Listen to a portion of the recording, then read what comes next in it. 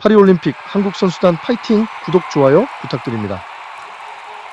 간사이 지역이 우리 한자로 관서 지역이잖아요. 관서 지역이란 게 일본의 그 혼슈라고 불리는 일본에서 제일 큰 섬, 이쪽에 동쪽과 서쪽으로 나뉘는데 그 중부 지역 나고야를 중심으로 큰 산맥이 있는데 그 산맥 서쪽에 있다 해서 관서 지방이다. 거기에 대표적인 도시가 바로 교토, 오사카, 그다음에 고베, 나라까지. 이번에 우리 교회 아이들 데리고 탐방한 곳은 오사카로 들어가서 교토를 거쳐서 고베까지 보는 일정이었습니다. 이 사진을 보면은 이게 이름이 뭐냐면 바로 귀무도미입니다. 교토에 있는데 도요토미 히데요시가 빨리 승전보가 안전해지니까 전쟁이 자꾸 장기화됐잖아요. 빨리 그 전투력을 증강시키기 위해서 예전에 목을 가져오면 상을 줬어요. 목이 너무 많이 오니까 그래, 맞아. 귀나 코를 잘라와라. 상자에다 귀나 코를 가득 채워서 조선인의 귀와 코를 도요토미 히데요시에게 바치면 상을 주는, 그때 도요토미 히데요시에게 바쳐졌던 조선인의 귀와 코를 나중에 폐기해야 되잖아요. 근데 이 귀가 잘리고 코가 잘려 죽은 조선인들의 원혼이 무서우니까 그냥 아무 데 태워버릴 수는 없고 잘 묘로 모신 거예요. 우리나라 조선인들의 아주 처참한 비극적 마지막 삶의 흔적, 죽음의 흔적이 바로 임진왜란의 흔적으로 남아있는 것이 바로 교토에 있는 귀무덤입니다. 근데 그 홍익표 박사가 하는 말이 저 무덤 위에 뭐 돌이 하나 올라가 있잖아요. 저게 무슨 뜻인지 알아요? 억울하게 죽은 조선인 원원들이 저 무덤을 뚫고 나와서 일본인들을 해코지 할까봐 누른 거예요. 재밌는 게 여기 담장이 보이잖아요, 오른쪽에. 담장도 없고 방치돼 있었는데 일제가 메이지 유신 이후에 근대화를 하고 대륙으로 침탈하는 과정에서 병사들에게 사기 진작을 해야 되니까 이 일본의 근대식 일본군 장병들을 위한 위문 공연을 준비하게 됐는데, 이때 위문 공연에 그 배우들이 출연해서 했던 연극이 뭐냐면 임진왜란 때 왜군들이 조선인들을 막 죽이면서 이기는 그런 전쟁 스토리를 가극으로 만들어가지고 연기를 해서 군 사기 진작에 활용했던 거죠. 근데 그때 그 연예인들이 돈을 많이 벌었대요. 자기들이 이제 명성을 얻고 돈을 많이 벌었는데 우리가 누구 때문에 돈을 벌었지 보니까 임진왜란 때 죽은 사람들을, 조선인들을 죽이는 이야기를 가지고 돈을 벌었잖아요. 이 배우들이 겁이 나는 거야. 너희들이 우리의 죽음을 가지고 돈을 벌어? 이러면서 조선인 그 귀 잘리고 코 잘린 원원들이 해코지를 할까봐 당신들은 우리가 이렇게 예쁘게 그 주변을 가꿔줄 테니 우리를 해코지하지 마십시오 하면서 이렇게 주변에 담장을 만들어줍니다. 연예인들이. 당시 일본에서 최고 가는 연예인들이 담장을 만들어주고, 이 담장마다 그때 그 배우, 그 공연에 출연했던 배우들의 이름이 이 담장에 돌기둥들 보이죠? 돌기둥에 다 섞여 있습니다. 여기 이제 귀무덤을 반대쪽에서 본 장면인데, 이쪽 왼쪽에 보면은 그 도리가 하나 보이죠? 그 일본 신사 입구에 있는 그 일주문 같은 거. 신사 이름이 풍국신사입니다. 풍국신사의 풍자가 누구의 풍자냐면은 풍신수길의 풍자.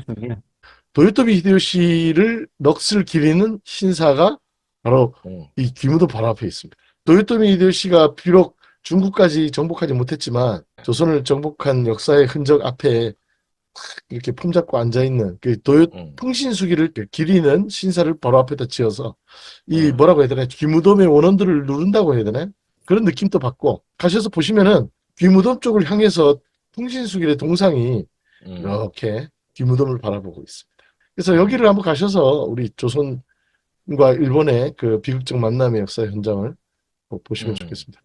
그리고 우리가 갔던 데가 이제 오사카의 츠루하시라는 지역이 있는데, 이제 일제강점기가 되면서 그 산업화가 됐잖아요. 공장을 많이 짓고 노동자가 필요하니까 식민지의 조선인 노동자들을 많이 이제 동원을 하게 되는데, 빠찡꼬라는 드라마를 보시면은 그 여주인공하고 남편하고 이제 기독교인으로 나오잖아요. 일본으로 이렇게 이주하던 조선인 이주민들의 상당수가 기독교에 의존해서 이주민 사회를 형성했다. 바로 여기 보면 백제문이라고 돼 있어요.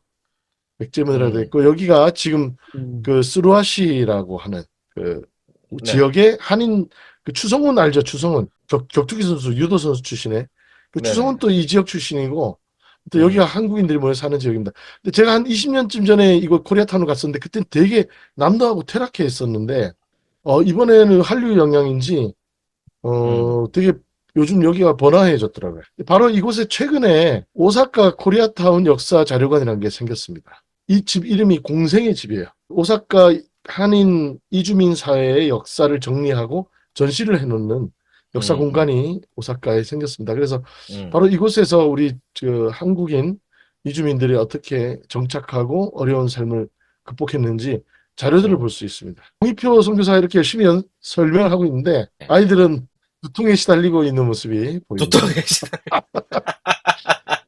이런 곳을 방문하는 것 자체가 아이들한테는 의미가 있다 이렇게 생각합니다. 또 교토에 가서 교토대학을 방문했습니다. 교토대학은 뭐 윤동주의 사촌이었던 송몽규도 유학을 했고요. 윤동주, 송몽규가 유학하기 전에 훨씬 전에 이곳에 유학했던 한국인 훌륭한 청년이 있었는데 최현배라는 인물입니다. 울산 출신의. 이분이 원래 교육 철학가로 입학해서 교육 철학을 공부를 했어요. 페스탈로치의 교육 사상에 감명을 받아가지고 교토대학의 학풍이 뭐냐면 남들이 다 하는 연구하지 말고 남이 하지 않는 연구를 해라. 이게 창의성을 발휘하는 연구를 개인의 창의성과 그 어떤 독보적인 연구를 장려하는 그런 학풍이 있거든요. 그래서 여기 교토대학이 노벨상 수상자가 역대 지금 10명이 배출인데요. 일본의 제국대학 중에서 한국인이라 하더라도 실력이 있으면 교수로 채용했던 2명의 한국인 교수가 나온 학교예요. 그러니까 일본의 제국대학 중에서도 학풍이 독특합니다. 그래서 개인의 그 어떤 그 연구를 잘 배려하는 그런 학부인데 이분이 이곳에서 공부를 하다 보니까 언어학 수업을 하나 듣게 되는데 한글의 문법과 이런 언어학적인 특성을 연구한 학자들이 교토대학에 있고 한글 문법을 연구한 논문들과 책들이 막 나와 있는 거예요. 그러니까 이 최연배가 엄청나게 충격을 받습니다. 1922년에 유학을 하거든요.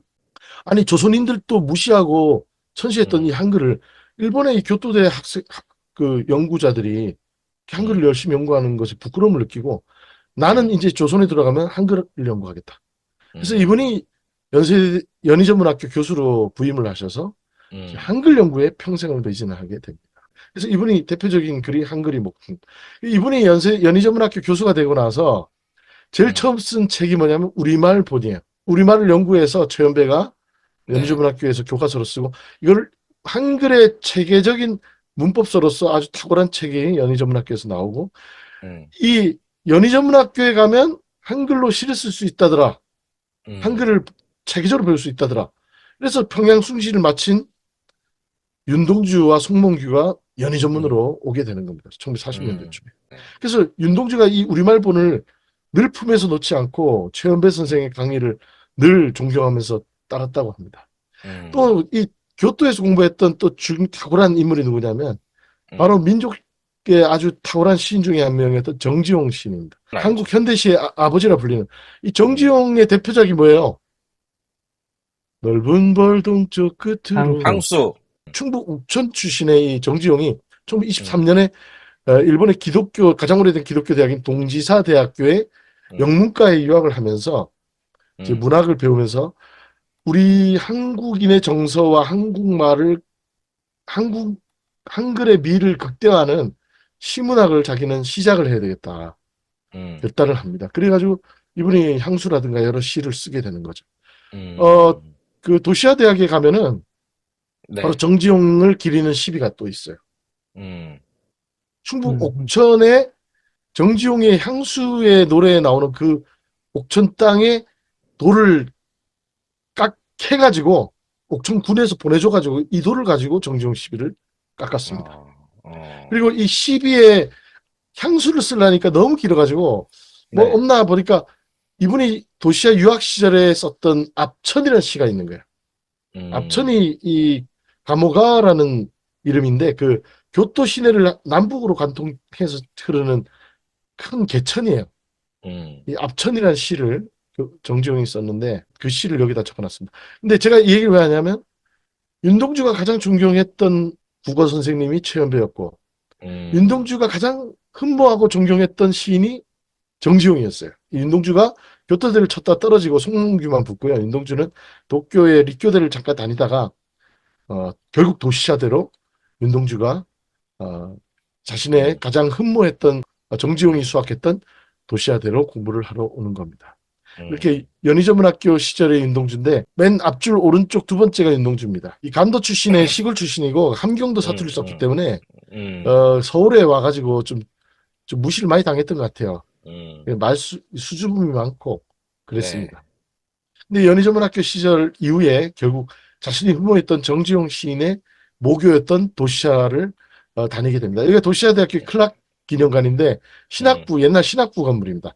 도시아대학에서 제일 오래된 건물이고 아름다운 건물이죠. 여기서도 윤동주가 공부를 했습니다. 이건 교토 유학 시절의 윤동주인데 뒷줄 오른쪽이고요. 중간에 앉아 있는 게 사촌이었던 송몽규입니다. 교토대학교 다녔던. 이 두 사람이 40년대 말에 교토대와 도시아를 유학하면서 이제 항일 운동을 전개하다가 결국 둘 다 체포돼서 죽는 날까지 하늘을 우러러 한 점 부끄러움이 없기를. 잎새에 이는 바람에도 나는 괴로워했다. 별을 노래하는 마음으로 모든 죽어가는 것을 사랑해야지. 그리고 나한테 주어진 길을 걸어가야겠다. 오늘 밤에도 별이 바람에 스치운다. 두 사람 다 후쿠오카 형무소에서 젊은 나이 20대 후반에 죽음을 맞게 됩니다. 정말 안타까운 청춘인데 바로 이 윤동주 시비가 바로 정지용 시비 옆에 정지용 시비보다 먼저 세워지는 거예요. 근데 이번에 가서 놀란 게 뭐냐면은 도시아대학교 안에 한 개인을 기념하는 공간이 최초로 조성된 것이 윤동주 시비라고 합니다. 도시아대학에 유학하고 있던 한국인 유학생들과 중국 동포 유학생들, 일본인 그 윤동주 씨를 같이 읽는 일본인 시민 모임이 같이 윤동주가 이렇게 애처롭게 죽었는데 우리 도시아대학교에 기념하는 기념물을 짓자 학교에다 청원을 하니까 학교가 조사를 한 거예요. 그리고는 식민지 시대의 어려움을 겪었던 이 도시아대에 유학한 이 이방인 이주민 청년, 조선인 청년의 시비를 학교 당국이 최초로 허락을 합니다. 그리고 이 시비는 1960년대에 연세대학교 총학생회가 윤동주 시비를 건립할 때 그렸던 두 가지 시안 중에 채택되지 않은 나머지 시안이에요. 그래가지고 도시아대학교에서 어떤 모양으로 시비를 지을까 고민하고 있을 때 연세대학교 그 시비에서 채택되지 않은 디자인을 제안을 했대요. 그래서 그걸 흔쾌히 받아서 한국과 일본에 같은 시기에 작성됐던 도안이 양쪽에 다 이렇게 조성이 되게 됩니다. 근데 이제 윤동주 시비 뒷면에 보면 서문이 있는데 이 조총련 계열 쪽 사람들은 조선의 시인 윤동주라고 하기를 원했고 민단 쪽 사람들은 한국의 시인 윤동주라고 쓰기를 원했던 거예요. 그래서 결국 합의를 어떻게 봤냐면 코리아의 시인 윤동주라고 써 있습니다. 한글을 다듬고 갈무리했던 이 시인의 윤동주의 시비에 영어로 코리아의 시인 윤동주 이렇게 써 있어요. 그게 이 분단을 상징하는 거고 나중에 통일이 돼서 통일조국의 이름이 새로 생기면 그때 그 코리아를 깎고 거기다 새 이름을 새겨 넣자 이렇게 합의를 했대요. 여기까지 제가 알고 있었는데 이번에 가서 배운 거는 윤동주 시비를 조성할 때 북쪽에는 진달래를 심었대요. 북조선 사람들이 진달래를 좋아하잖아요. 김소월 시인의 또 진달래꽃이라는 시도 있고. 이 시비의 남쪽에는 무궁화 나무를 심었다는 거예요. 그러니까 지금 남북이 이 윤동주의 시심과 시 문학 정신으로 하나가 됐으면 좋겠다. 그런 마음으로 조성된 공간이라는 의미를 새롭게 깨달을 수 있었습니다. 애들이 막 느낌이 있어요, 그래서? 나 그게 더 궁금해. 애들은 뭐 듣거나 말거나 뭐 그냥 계속 얘기하는데 홍익표 선교사가 여기를 그렇게 자주 갔는데도 바로 옆에 무궁화가 있다는 걸 이번에 처음 한 거예요. 쇼크를 받아가지고. 이거는 홍익표 박사가 이번에 처음 찍은 사진입니다. 윤동주 시비와 정지용 시인 시비 옆에 원래 연못이 옛날부터 있었대요. 근데 이 연못에 잉어가 놀고 있잖아요. 윤동주가 결국 죽기 전까지 시를 많이 썼는데 시집을 결국 내지도 못하고 죽었는데 해방이 되고 나서 1948년에 윤동주 유고 시집을 친구들이 내주잖아요. 이 소식을 듣고 윤동주가 그렇게 흠모했던 그 시인 정지용이 윤동주의 첫 유고 시집에 서문을 써줍니다. 나중에 정지용은 1950년에 한국전쟁 터지면서 납북이 돼서 북한에 가서 죽어요. 그러니까 이 정지용이 윤동주의 유고 시집에 서문을 쓴 게 얼마나 드라마틱해요. 근데 정지용이 쓴 서문, 윤동주 유고 시집의 서문을 보면은 이렇게 쓰여 있습니다. 제가 읽어드릴게요. 청년 윤동주는 의지가 약하였을 것이다. 그렇기에 서정시가 우수한 것이었겠고, 그러나 뼈가 강하였던 그렇기에 일적에게 살을 내어주고 뼈를 차지한 것이 아니었던가. 무시무시한 고독에서 죽었구나. 29살이 되도록 시도 발표하여 본 적 없이 일제강점기에 날뛰던 부일문사 놈들의 글이 다시 보아 침을 뱉을 만한 것 뿐이나 무명 윤동주가 부끄럽지 않고 슬프고 아름답기 한이 없는 시를 남기지 않아. 시와 시인은 원래 이러한 것이다. 이 정지용의 문장이 끝내줍니다. 그리고 나서 정지용이 윤동주라는 시인의 성격을 다음과 같이 문학적 비유로 정리합니다. 일제 헌병은 동지 섣달에도 피는 꽃과 같은, 얼음 아래 다시 한 마리 잉어와 같은 조선 청년 시인을 죽이고 제 나라를 망치었다. 뼈가 강한 죄로 죽은 윤동주의 백골은 이제 고토 간도에 누워있다. 정지용 시인은 윤동주의 시와 인간 윤동주를 동지 섣달에도 피는 꽃, 얼음 아래 다시 한 마리 잉어라고 평합니다. 근데 바로 이 얼음 아래, 그 엄혹한 제국주의 시대의 그 얼음 아래에서도 논의는 잉어와 같은 존재, 그 다시 한 마리의 그 잉어와 같은 존재라고 정지용이 썼는데, 아주 드라마틱하게도 바로 정지용 12 옆에는 잉어가 있어요. 야, 이게 의도한 게 아니거든요. 아주 극적입니다. 아주 극적인 어떤 장면이 아닐 수 없다. 이렇게 말씀드립니다. 이 연못은 원래 이 윤동주 시비가 처음 세워지기도 전에 있었던 연못이에요. 원래 붕어 잉어를 키우던 곳이고. 그 의미를 알고 여기를 한번 가보시면 좋겠고요. 이번에 저도 처음 가본 곳 두 곳만 윤동주 관련된 두 곳 의미 있는 곳을 소개하고 마무리를 하겠습니다.